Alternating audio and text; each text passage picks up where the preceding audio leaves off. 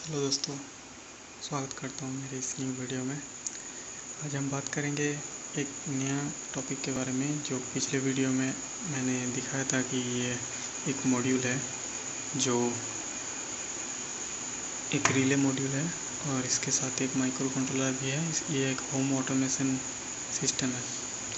इसमें एक IR sensor है और इस IR सेंसर से ये काम करता है और ये 3 रिले स्विच है और ये एक फैन डिमर या AC डिमर कह सकते हैं इसको, ये लगा हुआ है। इसके बारे में पिछले वीडियो में मैंने बताया था पूरी डिटेल्स में। और इसके साथ एक लिक्विड क्रिस्टल डिस्प्ले भी लगा है। तो इसमें जो फंक्शन था इसको आप ब्लूटूथ के माध्यम से भी कंट्रोल कर सकते हैं या फिर आप इसको कोई भी IR रिमोट को प्रोग्राम करके आप इसको कंट्रोल कर सकते हैं। लेकिन इस कोड में मैंने कुछ मॉडिफाई किया है, कुछ डेवलप किया है इसमें, ठीक है। अभी एक्स्ट्रा कुछ चीज़ आप इसमें कर सकते हैं, वो क्या है मैं बता रहा हूँ। तो आप यहाँ पे सिमुलेशन में भी देख सकते हैं। यहाँ पे मैंने इसका टोटल इसका स्ट्रक्चर करके रखा है और ये जो LEDs है ये रिले है, ठीक है। यहाँ पे टोटल 4 है, यहाँ पे टोटल 3 रिले है। तो इसमें एक्स्ट्रा कौन सा फीचर्स ऐड हुआ है वो आपको मैं दिखा देता हूँ। पहले इसका सिमुलेशन में दिखा देता हूँ, ठीक है। इसका सिमुलेशन स्टार्ट हो गया। ये इसका LCD आ गया। यहाँ पे दिखा रहा है bulb 1 is of, bulb 2 of, fan is of and यहाँ पे स्पीड शो कर रहा है, ओके। तो जब भी हम लोग यहाँ पे 1 2 3 1 पे ये बल्ब 1 है, 2 पे बल्ब 2, 3 पे फैन है और 4 पे यहाँ पे कुछ नहीं शो करेगा, लेकिन ये जो LED है ये ऑन ऑफ होगा। और इसमें एक्स्ट्रा मैंने ऐड किया ये स्विच, ठीक है। मतलब आप यहाँ से रिमोट से अगर मान लीजिए रिमोट से ऑन किया, अभी मैन्युअली इसको ऑफ कर सकते हैं स्विच दबा के। स्विच दबा के यहाँ पे ऑफ दिखा रहा है, यहाँ पे फिर से अगर दबाएंगे तो फैन ऑन और फिर से रिमोट से आप इसको ऑफ कर सकेंगे। तो ये एक्स्ट्रा फीचर्स मैंने इसको ऐड किया जो स्विच है।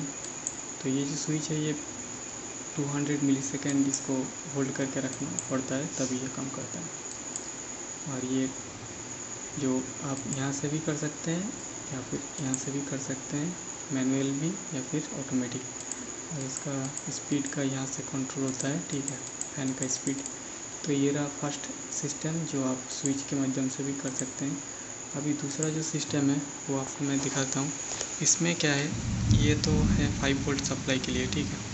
तो 5 वोल्ट सप्लाई ये जो माइक्रो कंट्रोलर में जाता है, ये इसमें इसको प्रोग्राम को चालू करता है। लेकिन जब आपका मान लीजिए करंट चला गया, तब क्या हुआ, ये माइक्रो कंट्रोलर में कोई भी पावर नहीं है और पावर नहीं रहता है तो ये माइक्रो कंट्रोलर क्या होता है, रीसेट हो जाता है ऑटोमेटिक।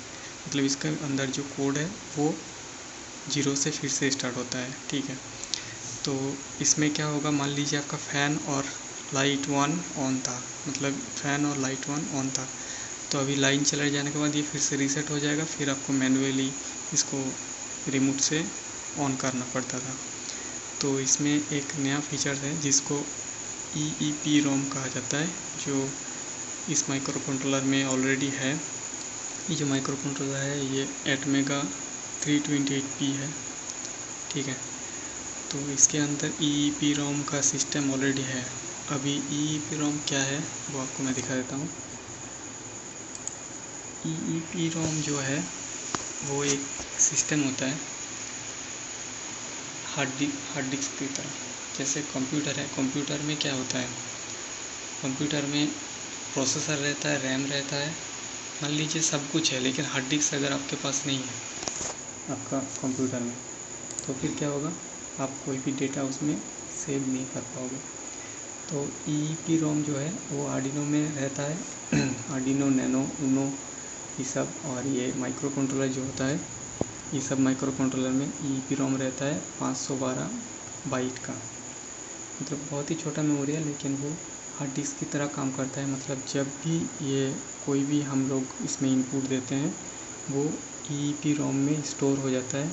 लाइन फ्लैक्चुएट होने के बाद, मतलब अगर इसमें पावर चला भी जाएगा वो EEPROM में सेव हो जाएगा, स्टोर हो जाएगा और जब पावर बैक आएगा तो उस EEPROM में जो डेटा सेव है उसी के फंक्शन के द्वारा ये रिले ऑन ऑफ रहेगा। मतलब मान लीजिए बल्ब ऑन और फैन आपका ऑन है और फिर करंट चला गया, फिर करंट आने के बाद बल्ब ऑन और फैन ऑन रहेगा और फैन का स्पीड जितना में था उतना में ही रहेगा, आपको फिर से ये सेट नहीं करना पड़ेगा। तो ये EEPROM का सिस्टम है। EEPROM ये प्रोग्रामिंग के द्वारा ही इसमें ऐड करना होता है।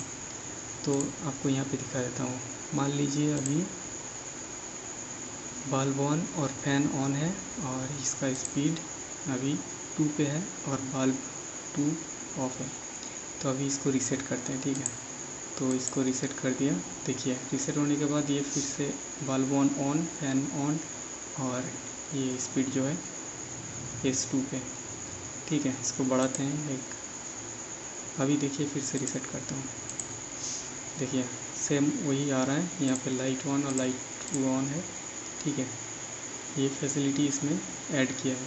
अगर इसको स्टॉप करके स्टार्ट करेंगे तो फिर ये नहीं होगा, क्योंकि ये माइक्रो कंट्रोलर दोबारा से रीप्रोग्रामिंग होके ये प्रोग्रामिंग होता है। मतलब ये जो कोड है वो दोबारा से सिमुलेशन स्टार्ट करने पर ये पे जाता है। लेकिन आपको अगर यहाँ से दिखाएं, ठीक है, ये ऑटोमेटिक है। मतलब यहाँ पे सिमुलेशन है, सिमुलेशन में क्या होता है डिले देता है, ठीक है। यहाँ पे आप टाइम देख सकते हैं, ये टाइम मैच नहीं करेगा। और यहाँ पे जब रीसेट करेंगे तो ये शायद कुछ देर के लिए ब्लैंक हो जाए। आपको दिखाता हूँ, ये रीसेट करने पर कुछ देर के लिए ये स्लो हो रहा है, लेकिन यहाँ पे जो प्रैक्टिकल में होता है, प्रैक्टिकल में स्लो नहीं होता है। तो मैं आपको कनेक्शन करके दिखाता हूँ। तो देखिए यहाँ पे मैंने इसमें पावर दे रहा हूँ। तो पावर देते ही यहाँ पे देखिए फ़ैन ऑन और फैन का स्पीड 2 पे दिखा रहा है और बल्ब 1 ऑफ है, बल्ब 2 ऑफ है, ठीक है। इसका कोई भी एक्स्ट्रा कनेक्शन नहीं है। इसमें मैंने एक बैटरी से इसको पावर दिया हूँ और ये जो वायर्स है ये सब रिले का आउटपुट मतलब है, ठीक है। ये AC का कनेक्शन के लिए ये एक्स्ट्रा इसको बोर्ड में फिट किया था, फिर से निकाल के इसमें कोड अपलोड किया। तो अभी देखिए आपको मैं दिखाता हूँ, ये रिमोट है, ठीक। इस रिमोट से हम लोग बल्ब 1 को ऑन करते हैं। तो देखिए बल्ब 1 ऑन हो गया, ठीक है। और लाइट को, ये जो डिस्प्ले का लाइट है इसको ऑफ कर देते हैं। देखिए बल्ब 1 ऑन है और बल्ब 2 ऑफ है, फैन ऑन है। अभी पावर को डिस्कनेक्ट कर देते हैं। तो पावर डिस्कनेक्ट हो गया, इसमें और कोई भी पावर नहीं है, कोई भी बैटरी लगा नहीं है, ठीक है। ये जो वायर्स है ये सब AC का कनेक्शन के लिए, तो ये इसमें कोई भी पावर नहीं है। तो फिर से जब हम इसको पावर देंगे 5 वोल्ट, तो अब देखिए इसमें लाइट नहीं जला और जो फंक्शन जैसा था वैसा ही इसमें सेव है। मतलब इसका मतलब है कि इसमें ये जो लास्ट स्टेट है इसमें ये सेव हो गया EEPROM में, ठीक है। और वो जब पावर आ रहा है तो उसी को एग्जीक्यूट कर रहा है। तो ये दोनों कोड मैंने इसमें ऐड किया है, EEPROM फंक्शन और ये स्विच फंक्शन। तो अब चलिए कंप्यूटर में आपको टोटल चीज़ आपको समझाते हैं। यहाँ पे देखिए, यहाँ पे मैंने अगर स्पीड को 5 में कर दिया, ठीक है, और फैन को ऑफ कर दिया और बल्ब 1 को ऑन कर दिया, तो ये बल्ब 1 ऑन है, फैन ऑफ है और बल्ब 2 भी ऑन है, ठीक है। यहाँ पे मैंने टोटल 4 LED लगाए हैं और यहाँ पे एक मॉडिफिकेशन करना बाकी है, क्योंकि यहाँ पे मैंने टोटल 4 यहाँ पे रिले है और ये फैन के लिए अलग ये 3 नंबर से यहाँ पे आउट होता है। यहाँ ये 1 और 2 में यहाँ पे सिमुलेशन के लिए कुछ भी नहीं था, इसीलिए मैंने कनेक्शन नहीं किया है। जो जीरो क्रॉस डिटेक्शन और ये आउटपुट, जीरो क्रॉस से आउटपुट जो होता है AC डिमर का, वो ये दो कनेक्शन है। और इसके साथ एक ब्लूटूथ मॉड्यूल भी लगता है। अगर ब्लूटूथ से आप इसको कंट्रोल करना चाहते हैं तो यहाँ से आपको कनेक्शन करना होता है D8 और D9 में, TX और RX, जिसको आप ब्लूटूथ से भी कंट्रोल कर सकते हैं। तो ये दोनों का यहाँ पे सिमुलेशन में नहीं है, इसीलिए मैंने यहाँ पे नहीं लगाया। बाकी सब सेम है, कोड में भी सेम है, ठीक है।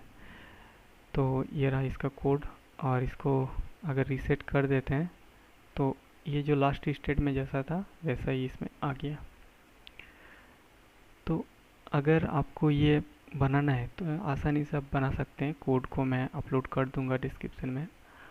और आप अगर चाहें तो इसको बिना ये डिस्प्ले का भी बना सकते हैं, सिर्फ आपको ये डिस्प्ले को हटा देना है।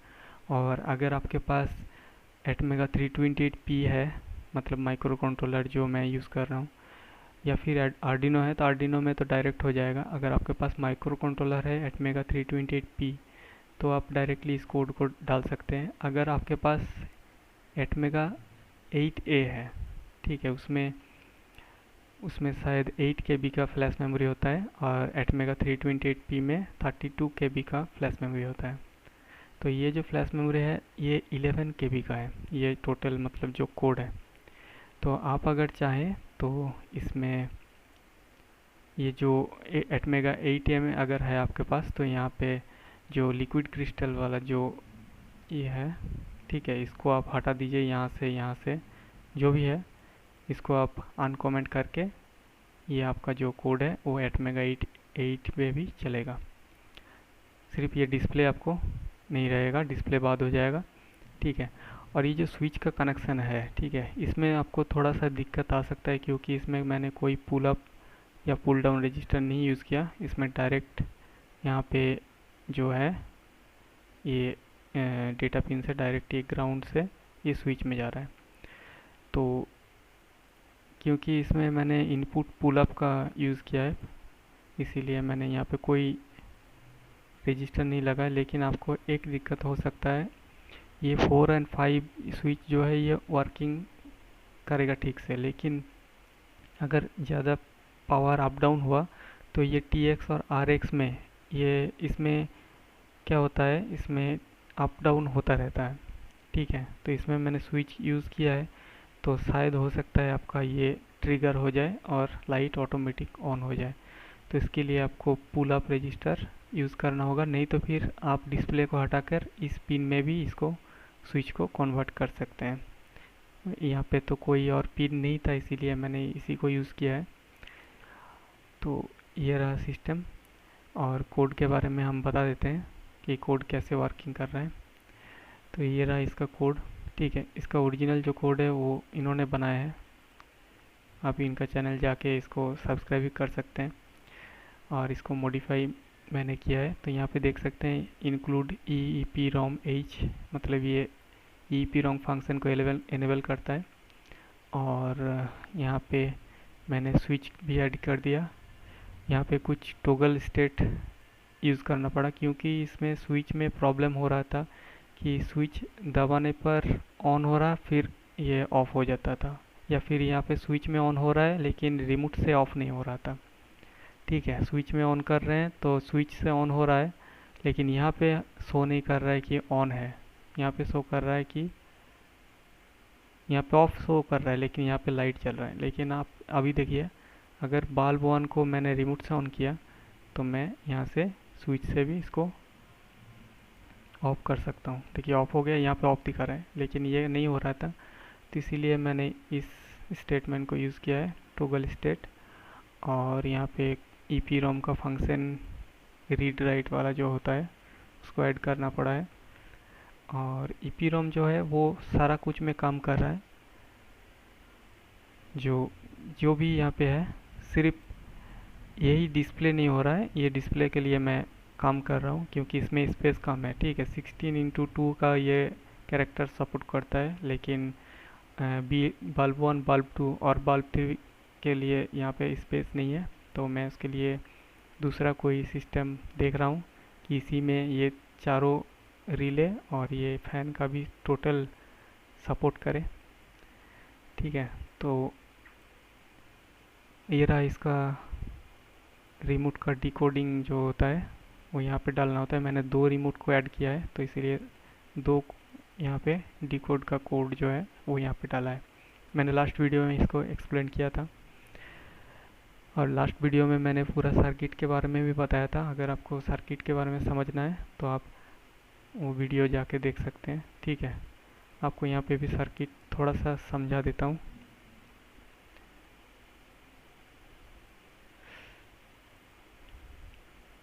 ये रहा इसका पूरा सर्किट डायग्राम। अगर आपको ये चाहिए तो मैं इसको आपको ईमेल में भेज सकता हूँ। ठीक है, तो ये रहा इसका पूरा फंक्शन जो है यहाँ पे आप देख सकते हैं। और इसका गर्बर फाइल भी अगर आपको चाहिए तो मैं अपलोड कर दूंगा पीसीबी मेकिंग के लिए। ओके, तो ये रहा सिस्टम। और यहाँ पे फैन अप डाउन का जो सिस्टम है यहाँ पे है।